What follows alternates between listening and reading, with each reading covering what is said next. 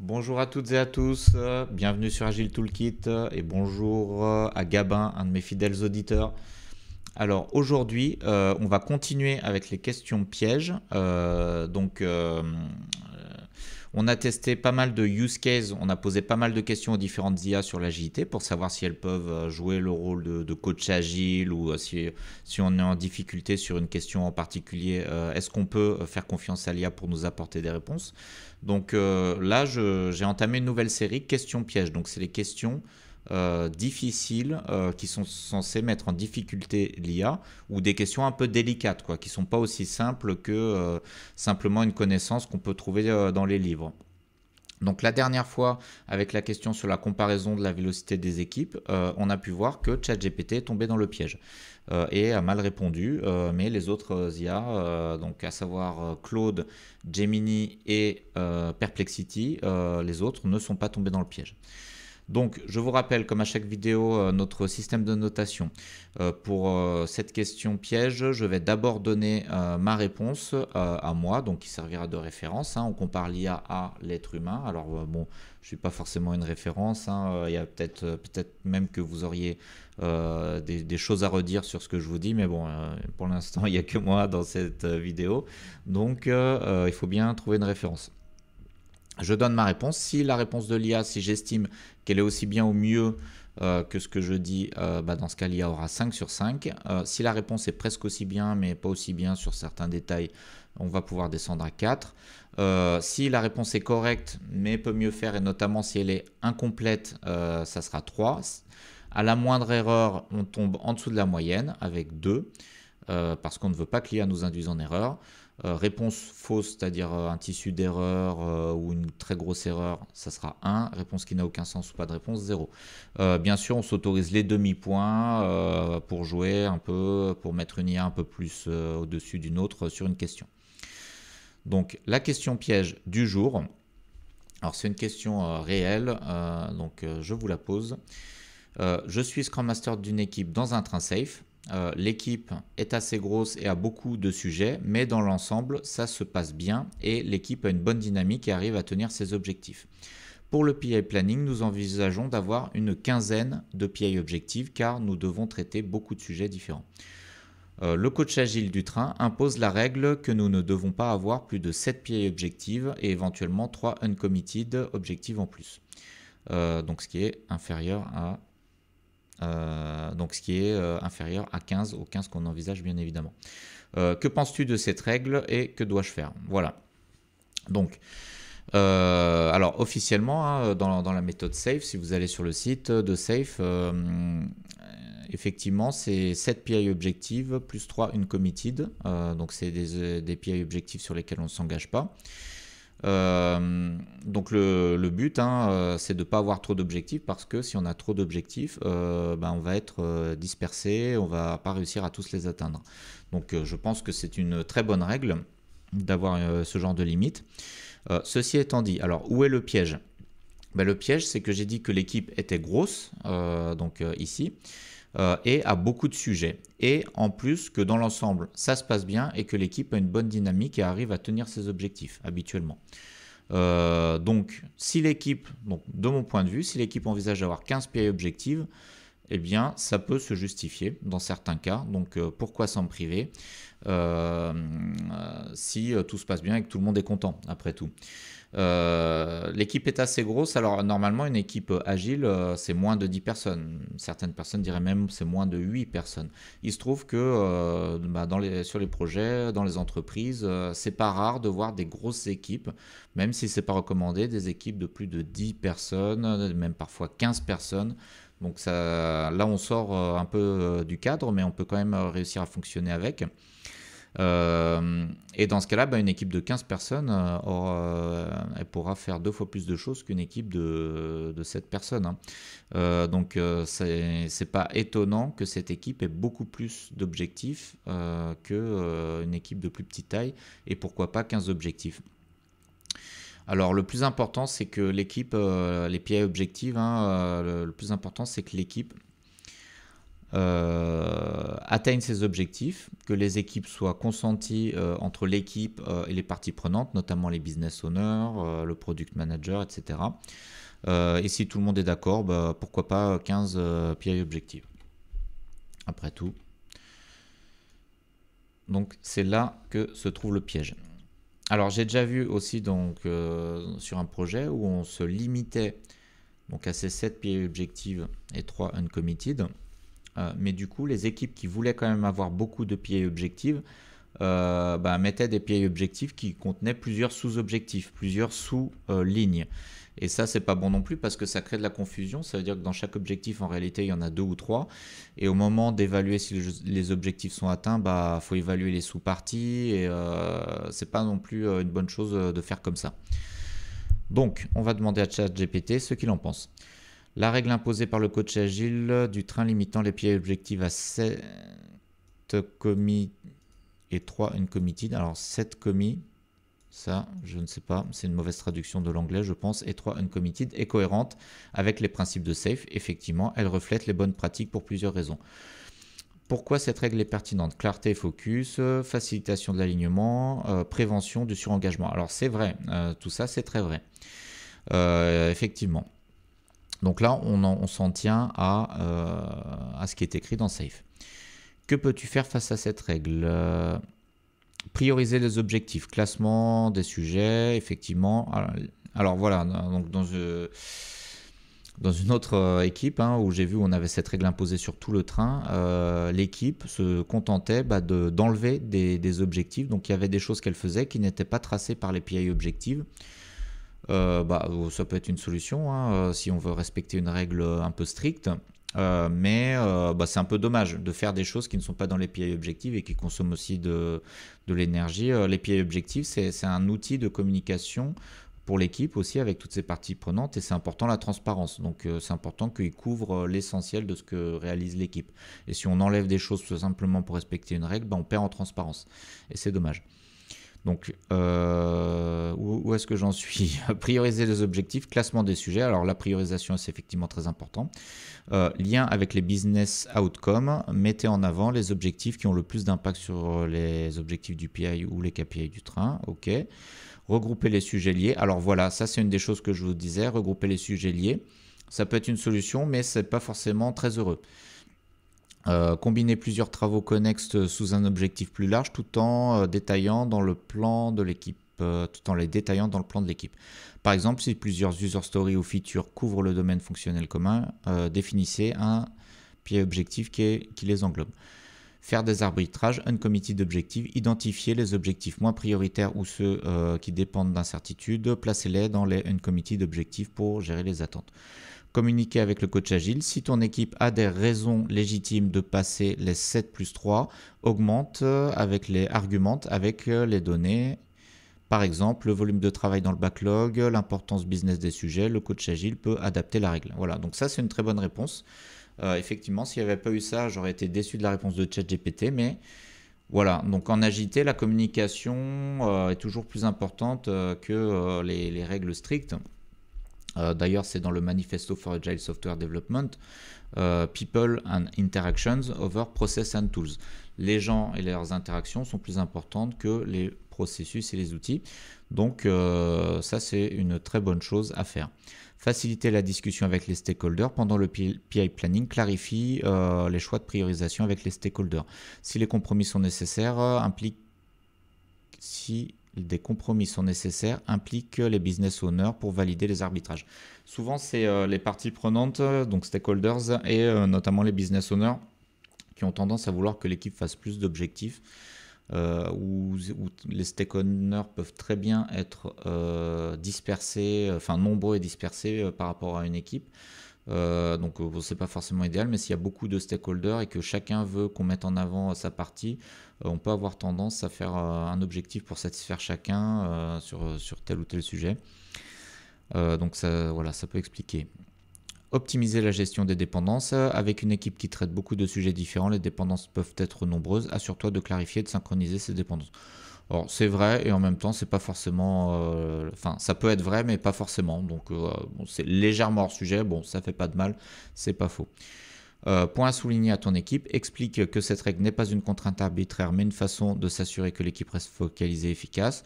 Mettez l'accent sur le fait que prioriser ne signifie pas abandonner mais simplement organiser pour maximiser l'impact. Cela t'aiderait à transformer une contrainte perçue en une opportunité d'améliorer la collaboration et la clarté des objectifs. Bon, je pense que c'est une bonne réponse. Mais je vais pas mettre le maximum des points parce que ça n'insiste pas assez sur le fait que, alors selon moi, hein, c'est subjectif, vous pouvez ne pas être d'accord, mais ça n'insiste pas assez sur le fait qu'on peut très bien ne pas respecter cette règle, alors bien sûr en accord avec le coach agile, etc., si on a de bonnes raisons de ne pas la respecter. Par exemple, si l'équipe est grosse, ce qui est écrit ici. Alors volontairement, je n'ai pas donné de chiffres précis à l'IA pour voir ce qu'elle allait répondre. Donc pour moi, c'est quand même bien, c'est quand même une bonne réponse, il y a tous les éléments, je vais mettre 4,5. Maintenant, on pose la même question à Claude. Hop et hop. Donc suspense, je comprends votre situation, analysons cela du point de vue safe et de la psychologie cognitive. Ah, ok, pourquoi pas. La règle 7 plus 2 n'est pas arbitraire. Alors moi j'ai dit 7 plus 3. Donc là c'est 7 plus 2. Alors peut-être que dans la méthode safe c'est 7 plus 2, je ne m'en souviens plus, il faudrait que j'aille regarder. Mais on va pas le faire maintenant. Vous me le direz en commentaire si je me suis trompé, ça peut arriver. Elle est basée sur les recherches en psychologie cognitive de Miller qui montrent que l'esprit humain peut gérer efficacement entre 5 et 9 éléments simultanément. Au-delà, notre capacité à nous concentrer, à prioriser diminue significativement. Ok, alors je ne savais pas, c'est une très bonne explication, enfin on apprend des choses. Ceci dit, une équipe, c'est pas un seul esprit humain, c'est plusieurs esprits humains, donc il se peut que dans une grosse équipe, il y ait des objectifs et que tous les team members ne travaillent pas à tous les objectifs, hein, c'est possible. Même si là aussi c'est le signe qu'on a peut-être une trop grosse équipe et qu'il faudra la séparer en deux, mais bon, ça peut arriver. Dans le contexte safe, les PI objectifs doivent représenter la valeur métier la plus importante que l'équipe s'engage à livrer. Avoir trop d'objectifs dilue l'attention et l'énergie de l'équipe, ça peut être vrai. Rend plus efficace l'alignement, rend plus difficile l'alignement avec les autres équipes du train. Ça, je vois pas pourquoi, mais bon, soit.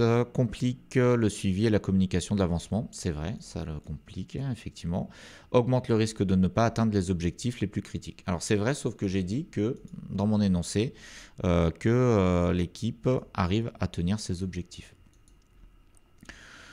Donc, je vous suggère de revoir vos 15 objectifs potentiels et de les regrouper de manière thématique. Certains sont peut-être des features ou des stories. Alors, c'est toujours bon de se poser la question, mais voilà, donc si on en arrive à se poser cette question piège, c'est que on n'a pas envie de faire ça, hein, je l'ai dit, ça peut aussi créer de la confusion, de fusionner un peu arbitrairement des objectifs. Utilisez la priorisation avec les parties prenantes pour identifier cet objectif vraiment essentiel pour ce PI. Donc effectivement, si on utilise plutôt la solution de supprimer des objectifs, il faudra privilégier les objectifs prioritaires qui sont le plus important du point de vue des parties prenantes, hein, donc certainement ceux qui ont le plus de business value. Les autres sujets peuvent être reportés au PI suivant, traités comme des uncommitted objectives, maximum 3, mais bon là si on a déjà 15 au départ ça ne va pas le faire. Gérer comme du business as usual sans nécessiter un PI objectif spécifique. Voilà, donc ça peut être une solution de masquer les choses, effectivement, si on est obligé de respecter une règle qu'on nous impose, mais qu'on veut quand même faire ces choses. Si certains sujets importants ne rentrent pas dans ces catégories, discutez avec le RTE, Release Train Engineer, pour voir si une dérogation des équipes ou une redistribution du travail serait pertinente. Voilà, ah non, pardon, excusez-moi, j'ai dit dérogation. Parce que c'est ce que je pensais, c'est ce que je voulais entendre de l'IA. Mais non, là c'est réorganisation des équipes et une redistribution du travail. Donc c'est quand même assez conséquent. La règle imposée par votre coach est donc fondée sur des principes solides. Elle vous force à vraiment prioriser et à vous concentrer sur l'essentiel, ce qui est un des principes fondamentaux de l'agilité. Souhaitez-vous que nous explorions ensemble? Bon, non, on va en rester là. Alors pour moi, il n'y a pas la possibilité de ne pas respecter la règle. Donc pour moi, c'est pas bon. C'est clairement faux et c'est pas une petite erreur. Donc pour moi, Claude est tombé dans le piège. Donc réponse fausse, c'est 1. Voilà. C'est un peu dur, mais c'est comme ça. C'est moi qui fais les règles dans ces vidéos. Donc maintenant, posons la même question à Gemini. En tant que Scrum Master, tu te poses les bonnes questions face à cette contrainte imposée par le coach agile. Très bien, merci Gemini d'être solidaire. Comprendre la raison de cette limite. Il est important de comprendre pourquoi le coach agile a fixé cette limite à 7 PI objectifs. Peut-être souhaite-t-il simplifier la planification, améliorer la focalisation, réduire les risques. Donc l'IA aime pas trop remettre en question les règles, en général j'ai l'impression. Évaluer l'impact sur ton équipe. Complexité des sujets. Tous les sujets sont-ils de la même complexité? Ok. Dépendance entre les sujets. Y a-t-il des interdépendances fortes entre les sujets? Capacité de l'équipe. L'équipe est-elle capable de gérer un nombre aussi limité? Alors c'est bizarre que ça soit limité parce qu'on parle d'un nombre important d'objectifs compte tenu de sa taille et de son expérience. Peut-être que c'est traduit de l'anglais et que ça parle de nombre limite d'objectifs. Donc on atteint les limites de l'équipe. Bon, pour l'instant, ça ne remet pas en question donc, la règle. Donc moi, ce que je voudrais, c'est que l'IA remette en question cette règle parce que parfois, il y a des bonnes raisons de remettre en question les règles, même si c'est des bonnes règles. Accepter la règle. Donc, quelles sont les options? Accepter la règle, ok. Donc, on va pas aller plus en détail. Négocier, donc ça, c'est pas mal. Si tu penses que ces objectifs sont trop hauts, tu peux essayer de négocier avec le coach agile pour obtenir une marge de manœuvre supplémentaire. Explique-lui les raisons qui te poussent à demander plus d'objectifs en te basant sur les éléments que tu as évalués. Excellent. Donc, il faut toujours négocier, effectivement. Je pense que c'est toujours le mieux, la communication, etc. Trouver un compromis, peut-être pourriez-vous trouver un terrain d'entente en regroupant certains sujets similaires en un seul objectif plus large. Ok, ça a été proposé par les autres IA. Conseils supplémentaires, prioriser, c'est toujours bon à prendre. Utiliser des objectifs épiques. Bon, ça c'est un peu hors sujet par rapport à la question. Mettre en place un backlog d'objectifs. Donc là, ça voudrait dire reporter à OPI suivant les objectifs. Communiquer avec l'équipe implique ton équipe dans cette réflexion pour qu'elle comprenne les raisons des choix.